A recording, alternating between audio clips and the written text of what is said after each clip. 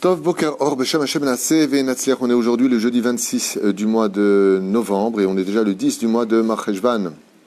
Je suis racheté par notre ami Sami Altman pour la Refoua Shelema Refoua Tenefesh Refoua Tagouf de Yosef Ben Esther Awizerat, si je l'ai bien prononcé, et Rachel Bat Esther Refoua Shelema, et un grand courage, Bezrat Hashem, beaucoup de réussite sur tout leur chemin. Bevracha Ve'atzlacha Bechol Maaseh Yadayim. On est avec Rabbi Nachman à propos de tout ce qui touche à une vie de richesse, c'est-à-dire en d'autres termes la parnassa, le mazal. C'est une série qui est aussi enregistrée avec des chiffres, donc vous avez des nombres pour pouvoir vous repérer et suivre cette sidra, cette série. Une des choses, on a vu, qui remontait le plus le mazal, c'est le travail des midot. Quand quelqu'un ma'avir al midotav, dit Rabbi Nachman, quand quelqu'un est capable de surmonter sa colère, ses cris, ses angoisses, de mettre dans sa propre nature, là il se serait mis en colère. Mais qu'est-ce qu'il a fait? Il a décidé d'être plus patient, d'être plus tolérant, d'être plus courtois, de trouver peut-être une autre façon d'être. Celui qui est capable de... Et si vous me dites que c'est très dur, vous avez raison, c'est très dur. Mais c'est aussi très dur pour Dieu quand une personne ne mérite pas sa parnassa de lui donner. Hein? Imaginez que vous ayez un enfant qui est rebelle, qui vous parle mal, qui vous envoie balader et qui vous insulte. Et il te dit, papa, tu peux me donner de l'argent? Qu'est-ce que tu lui réponds? Va te faire cuire un œuf. Ouais, t'es pas mon père, tu vois pas comment tu te comportes, ta père il fait pas comme ça. Vous lui répondez, et un fils il répond comme ça.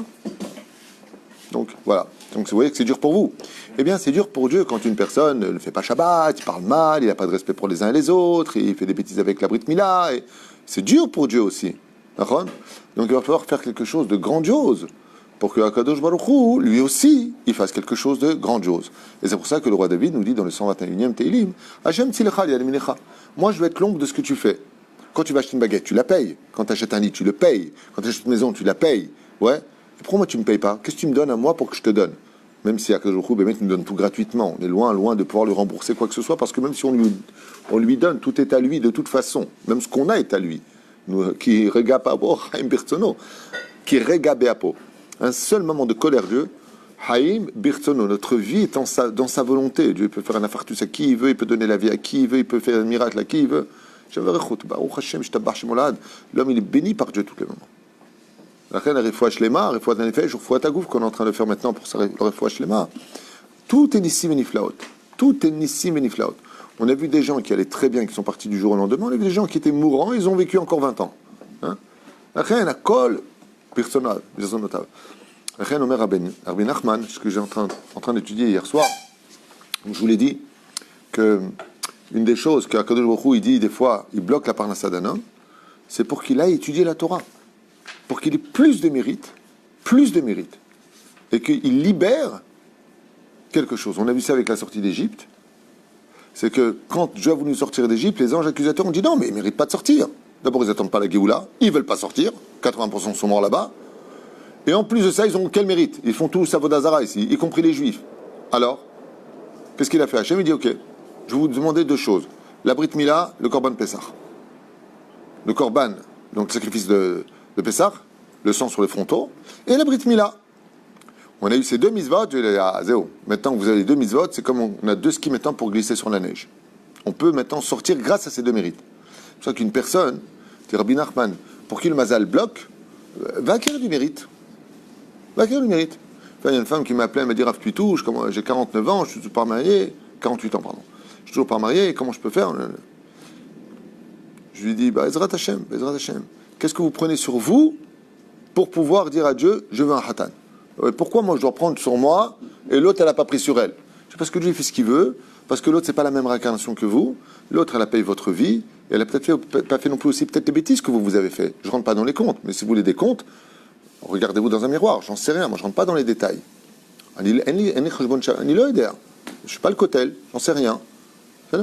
C'est pareil, j'ai une femme aussi qui m'a appelé, elle m'a dit voilà, donnez-moi une sigoula pour me marier, j'ai 30 ans, et nanana. Je dis très bien, promettez à Dieu que si il vous donne un hatan et que vous avez un enfant, vous le mettrez au Talmud Torah. Il m'a dit, vous avez des références? Ils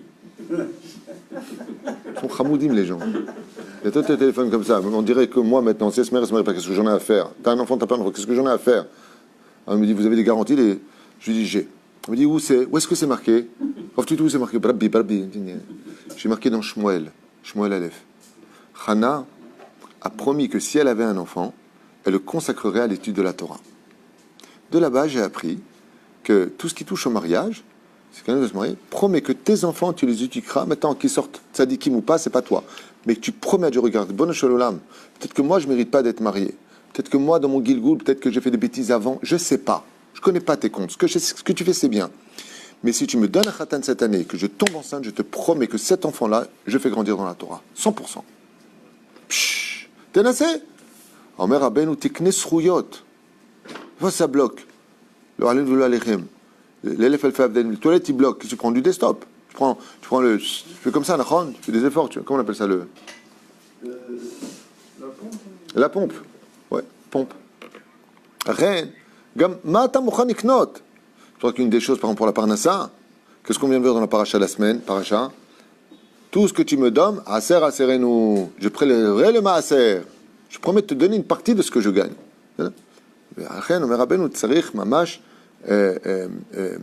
Accompagné par des gestes, par du mérite, ceux qu'on aime, ceux que on veut voir grandir, parce qu'il faut acquérir du mérite. Il faut prendre le neder de faire quelque chose. Et la reine, Mishikashelo Baparnasa, Mamash Kedailo, Bezrat Hashem Barach, de travailler cette midala. Omer, Adrachim Mivim et Adam, les Lachon Arabe, Avodah Zarab, Igilou Yerayot, ça on l'a fait hier, juste un ensemble. Ok. Hashem Kachesh, En Dad Sovlo, Ve'un Nivze Be'ena Atzmo. Une aussi des choses, dit Rabbi Nachman, qui empêche Dieu de nous donner la parnassa comme il le faut, c'est qu'il sait que des fois, en nous donnant la parnassa, ou on va l'oublier, ou on va s'enorgueillir, ou on va faire des bêtises. C'est-à-dire que des fois, Kadosh Baruch Hu, il met l'homme dans une difficulté parce qu'en le maintenant, comme l'histoire de Yosef Hatzadik qui a été mis en prison, c'est injuste. Le mec, il fait quelque chose de génial. La femme, elle est comme ça, magnifique, elle le chauffe, et lui, il touche pas. Salaire, va en prison.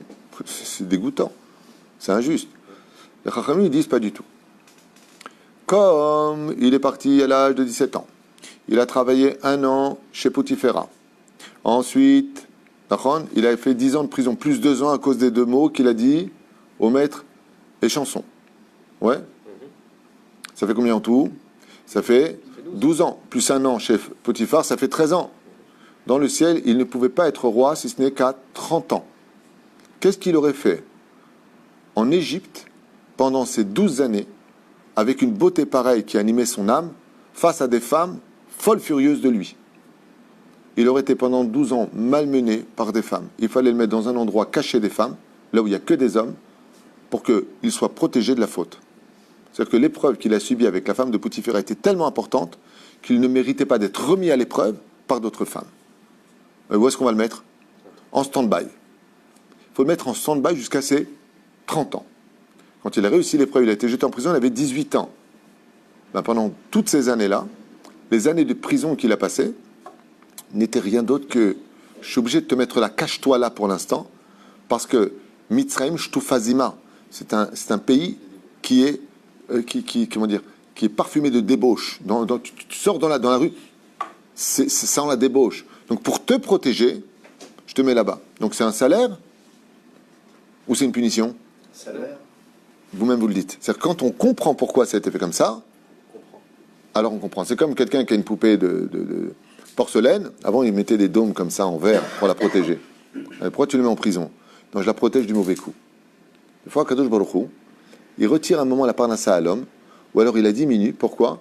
Parce qu'il est dans une phase où son Yetzerara, il peut très vite l'avoir. Il ne lui donne pas les moyens de fauter. Il ne lui donne pas la possibilité de fauter. Mais la reine, des fois, Kadosh Baruch Hu, Otser et Advarim. La reine, il dit ici, Rabbeinu, faire très attention de ne pas se laisser tomber dans l'orgueil. Et moi, et moi, et moi, et moi. Fais attention. Parce qu'à cause de ce genre de paroles, il peut te faire tomber en bas.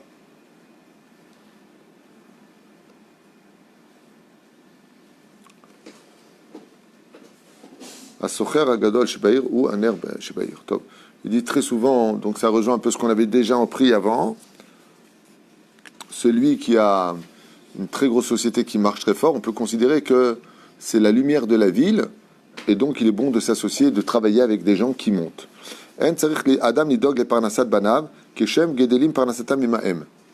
Un homme n'a jamais à s'inquiéter pour la parnassa de ses enfants. Jamais. Pourquoi? Car chaque enfant vient avec son propre mazal.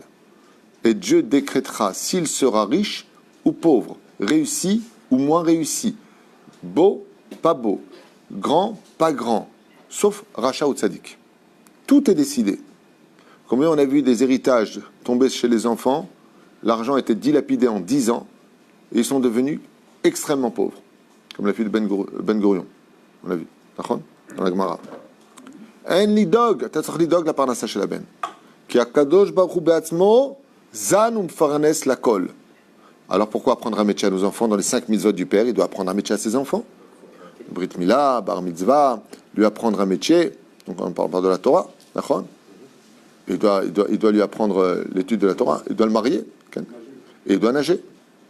Donc il doit lui apprendre un métier. Il dit oui, tu dois lui apprendre un métier pour pas qu'il vole.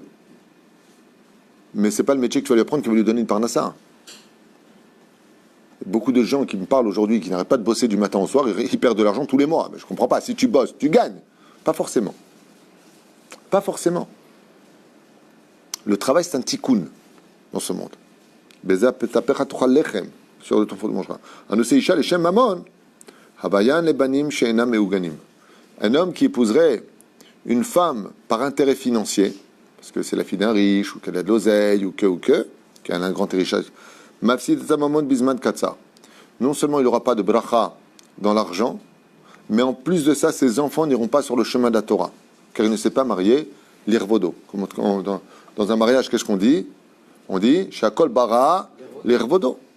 La deuxième bénédiction des 7 bénédictions, Baruch ata Hashem elokeinu melech haolam, Shakol bara l'irvodo. Tout ce que. Et lui, il s'est marié pourquoi? Pour ce genre de choses. Pour son argent. Shem Ishmor. Ayored l'umanut, et tzadik areze kiilu oved avad avodazara bet amigdash. Celui qui vient faire perdre, en d'autres termes, la parnassa d'un tzadik, s'arranger pour le faire perdre, c'est comme si qu'il a fait l'avodazara et qu'il a perdu le bet amigdash. Il a détruit le bet amigdash.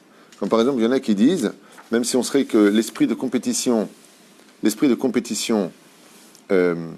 apporte les clients. Il faut le savoir que dans la jungle du commerce, le mec qui vend par exemple des meubles, il ne va pas laisser installer là où on vend des diamants. Il va dans le quartier où on vend des meubles. Parce que lui, il va t'apporter des clients. C'est valable pour tout, sauf pour le Talmid Chacham. Quand il y a un Talmid Chacham, par exemple, qui ouvre une boutique, et tu veux ouvrir juste à côté de lui, il faut lui demander la permission. C'est un Talmid Chacham.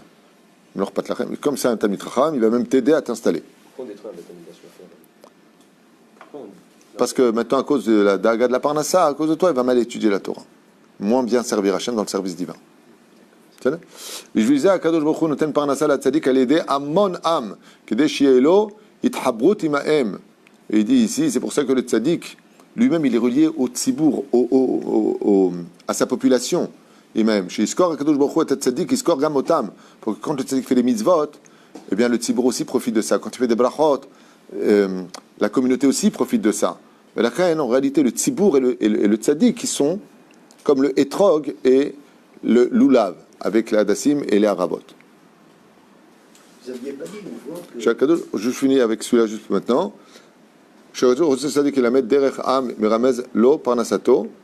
Alors il dit comme ça. שהקדוש ברוך הוא רוצה שהצדיק ילמד דרך את העם, מרמז לו פרנסתו. Quand il voit qu'un tzaddik veut s'occuper de ramener les enfants d'Israël à faire teshuva, si vous préférez, Akadosh Baruch Hu lui montre comment il pourra mieux gagner sa vie, sa parnassa, pour être libéré et s'occuper de ses enfants. Comme vous le savez, on l'a déjà dit des milliers de fois, tout ce que vous pouvez faire pour un autre juif, le ramener vers la Torah et les mitzvot, avec l'intelligence et la sagesse des mots, Akadosh Baruch Hu vous bénira l'infini pour ça. Qu'est-ce qu'il y a de pire au monde pour un père de ne pas savoir où est son fils? D'accord? Et tu as quelqu'un qui vient comme ça et te dit, écoutez, je vais trouver votre fils, il était perdu dans le désert. Il te le ramène vivant. Qu'est-ce que tu lui dois, ce monsieur? Ta vie. Hein? Sauf si vous voulez débarrasser du gosse, mal barré. Ça dit qu'il t'a cher, il y a des déserts, Rishaim, Chosrim, Bitchouva. Et pourquoi? Pourquoi est-ce que Dieu écoutait ce chidouche extraordinaire de Rabbi Nachman? Extraordinaire. Il dit, Dieu, il a des intérêts à ce que celui qui devienne tzaddik devienne riche. Dieu est intéressé que le tzaddik soit riche. Pourquoi? Alors, plusieurs raisons à ça. D'abord, qu'ils soient indépendants. Parce que quand tu as un gros donateur qui est là et puis sans lui, tu as peur et tout ça, résultat des courses, tu vas un peu dans son sens. Hein? Est-ce que je peux adopter un chien? Comment c'est quel chien? C'est un Doberman. Doberman, Zeligman, c'est de chez nous ça. Le mec il veut pas le perdre, tu vois. Le mec il veut pas le perdre. Alors quand tu es riche, tu dis non, assaut. Maran Arav Ovadia Yosef, tous les grands en réalité, c'est des géants dans ce domaine. Baba Saleh, c'était un géant dans ce domaine. Le Rabbi Lubavitch, pareil. Tous ces grands de la Torah. Il n'y a rien qui les achetait. Tu ne peux pas les acheter ni avec une mallette d'or, ni avec des menaces, ni rien. Travaille pas pour toi. Travaille pas pour toi. Ovdim leman Hashem itbarach bitalesh molad. Alors il dit comme ça, Tzadik nitacher, allez des Rechaim chozrim bitshuva. Qu'est-ce qu'ils veulent les Rechaim? Ils veulent que de l'oseille. Mais quand ils voient que celui qui est dans la Torah, celui qui est dans les mitzvot, vraiment je parle du vrai Tzadik. Ouais. On a vu que par exemple celui qui est une grande sigoula pour la parnassa, pleurer le Khurban Bet Hamikdash, Tikkun Hatzot. Ça développe énormément la parnassa de l'homme. Il dit quand les Rechaim voient que les Tzadikim sont riches, pas Hazeshom riches, ils volent de l'argent. Ils sont riches, que je les bénis dans ce qu'ils font. C'est un kiddush Hashem. Il dit, moi aussi je veux être tzaddik. Je vais raconter l'histoire qui s'est passée avec le Rav Messas. Le Rav Shalom Messas, Alav Shalom. Rav Shalom Messas, Tamit Chacham Gadol. Une fois, il y a un élève qui est sorti de la yeshiva. Il lui a dit, je veux quitter la yeshiva. Il dit, pourquoi?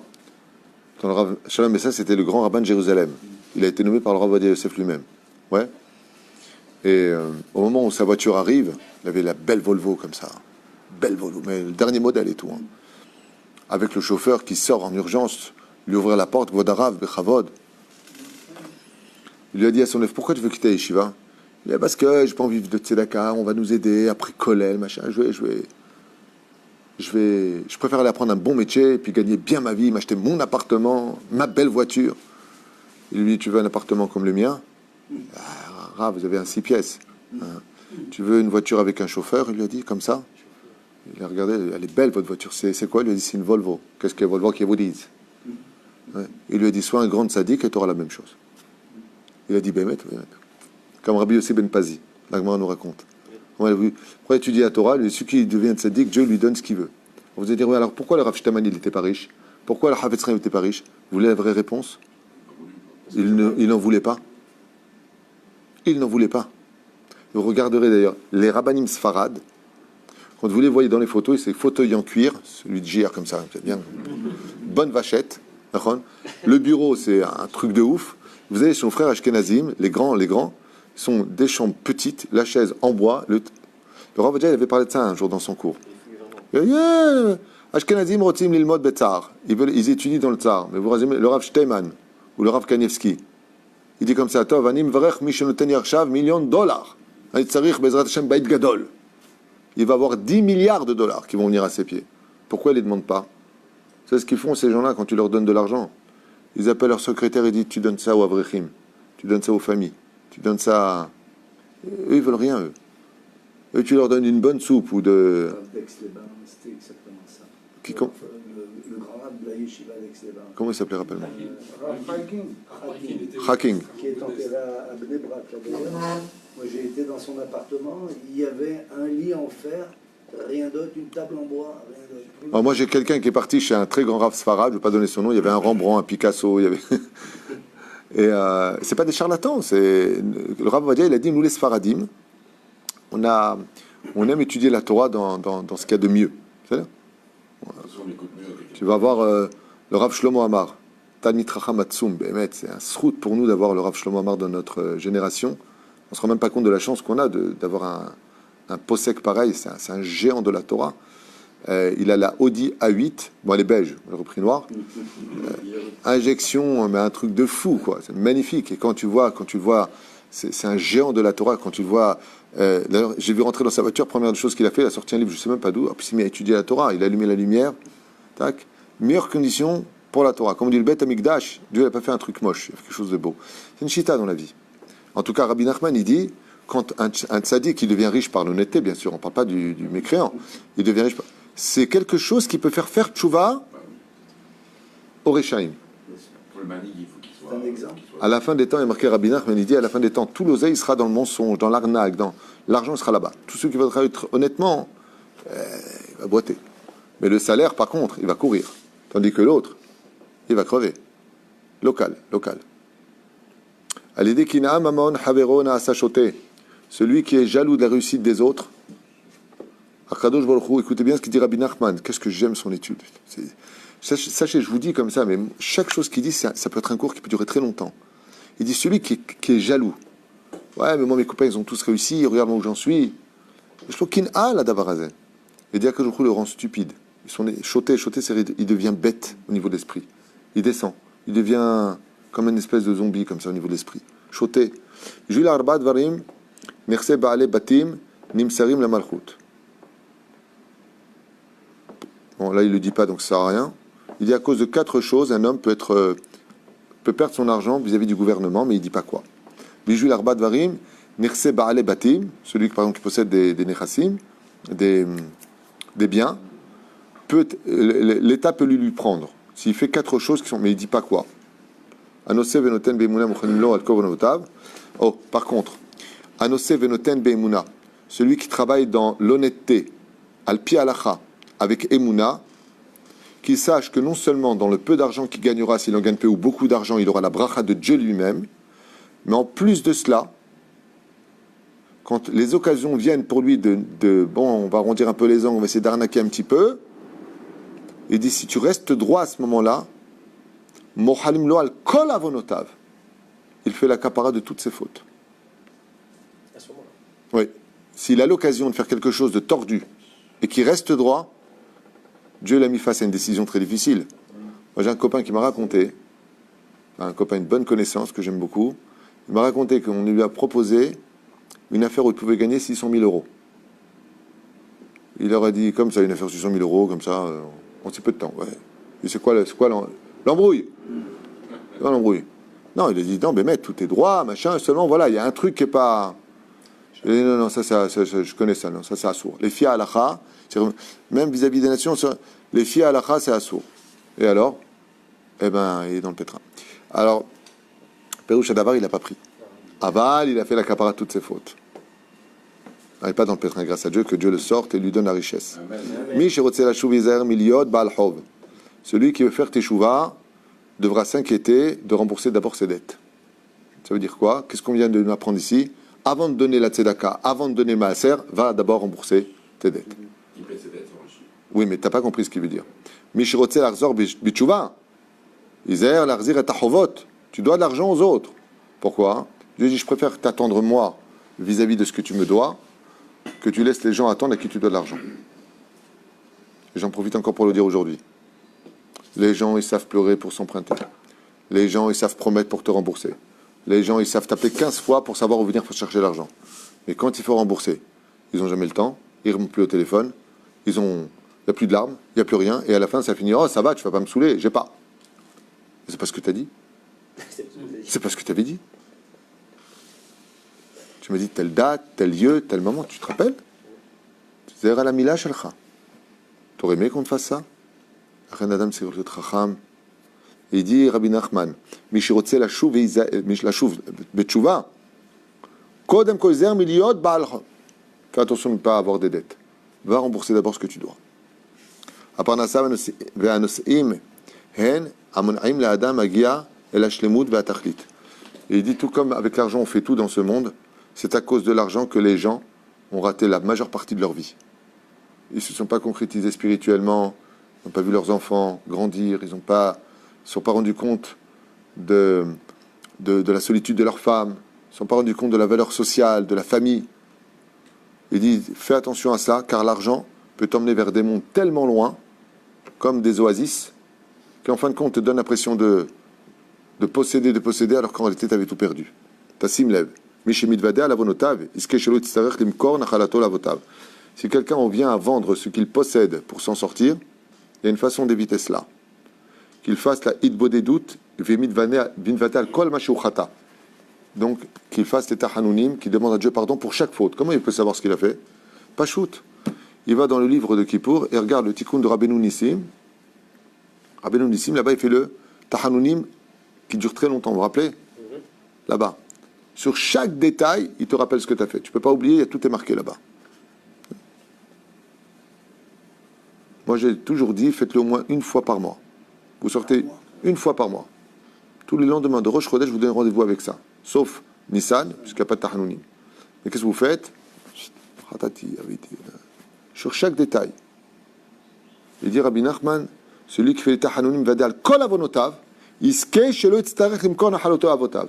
Il n'aura pas besoin de vendre l'héritage de ses parents. Il n'aura pas besoin de vendre ce qu'il possède. Elu en roim penegeinam. Mi sheyesh lo nosim. Noshim. Efsed mamon mechaper lo gufo.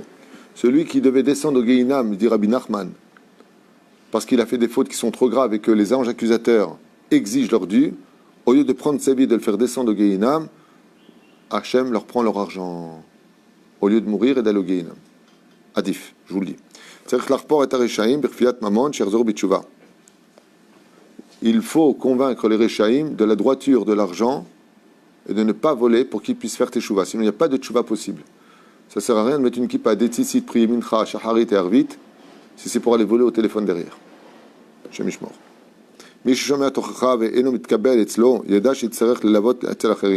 Celui à qui on fait des remontrances. Pas le mec qui fait des remontrances, le père narcissique qui dit ah t'as vu ce qu'il a dit, je vais faire des remontrances, parce que c'est spécialiste des remontrances. Eux ils sont nickel, les autres sont tous pourris. Vous connaissez ces gens-là, Shem Ishmael Verahem. Mais c'est lui à qui on fait une remontrance, de quelqu'un qui sait faire les remontrances, de quelqu'un qui sait se remettre lui-même aussi en question, ouais, et qui ne le reçoit pas. Sa punition, ce sera maintenant d'être dépendant de l'argent des autres. Il va demander de l'aide aux autres. Pourquoi? Kilo kibel alatzmo. Il n'a pas reçu avec amour la remontrance qu'on lui a fait pour qu'il s'améliore. C'est la conséquence. Et pour finir, il y avait Adam Rahamim, Shelo Yavo Lida Niyut. Rabbi Nachman, il dit, et pour finir, avec cette dernière série de Une vie, puisque là on a fini avec lui, on va refaire une autre série, vous inquiétez pas. Rabbi Nachman, il dit, une des meilleures façons de ne pas être pauvre et de devenir riche, c'est de le demander à papa. Demandez à Kadosh Baruch Hu, Ribono Shel Olam, donne-moi beaucoup de moyens, et surtout, si je dois être Benoni, ne me rends jamais pauvre. La reine, il dit, il y avait Adam, Rahamim, la Kadosh Baruch Hu, Shelo Yavo Lida Niyut, que je manque jamais de rien à la maison, que j'ai tout ce... Demande-le avant que ça vienne. Pourquoi des fois les anges accusateurs disent, bah là, rends-le pauvre. Et là, je dis, Hachem ne me rend jamais pauvre. Non, ça je peux pas, il veut pas. Adam Yakdim Troufa Lamaka. Ze Perush Hadavar, Shekotev Lanu pour Rabbeinu. Dans cette dernière série, on va faire une autre, je vous l'ai dit. Et ça, c'était pour la refoua shlema définitive de Yosef ben Esther, Awizerat et Rachel bat Esther, refoua shlema, beaucoup de courage, beaucoup de santé, beaucoup de réussite, beaucoup, Bezrat Hashem de Geoula, pratique de Klel Bilidai, une grande atzaracha aussi pour Sami Altman, si j'ai bien prononcé. Baruch Adonai Olam Amen. On se revoit toujours tout de suite pour le troisième shiur, si Dieu veut.